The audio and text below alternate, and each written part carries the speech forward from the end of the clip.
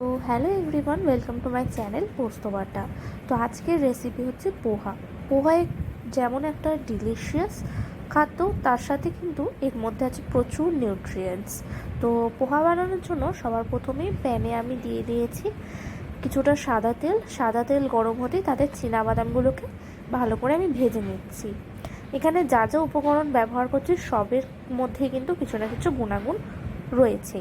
তো তারপরেই দেখো বাদামগুলো তুলে নিয়ে সাদা সর্ষে দিয়েছি এবং তারপরেই একে একে দিয়ে দিয়েছি আদা কুচি, কারি পাতা, কাঁচা লঙ্কা এবং পেঁয়াজ কুচি। এখানে আমি এক বাটি পোহা বানাচ্ছি, তার জন্য আমি একটা পেঁয়াজের অর্ধেক পেঁয়াজ আমি এখানে ব্যবহার করেছি। তো দেখো পেঁয়াজগুলো যাতে পুড়ে না যায় তার জন্য কিন্তু আমি বারবার নাড়াচাড়া করতে রয়েছি।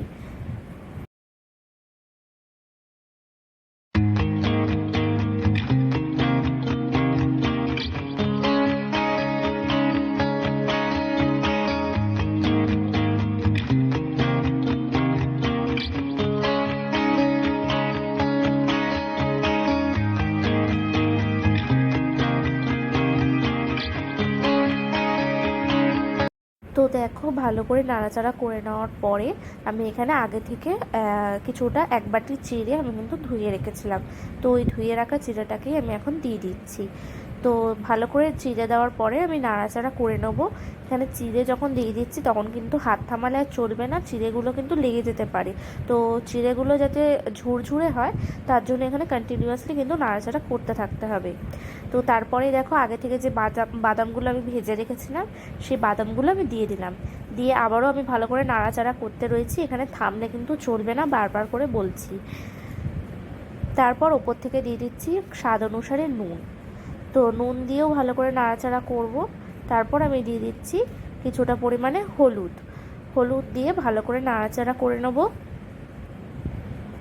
নাড়াচাড়া থামানো কিন্তু চলবে না, নয়তো চিড়েগুলো কিন্তু দলা পাকিয়ে যাবে আর ঝুরঝুরে হবে না, তার জন্যই নাড়াচাড়া করতে থাকতে হবে।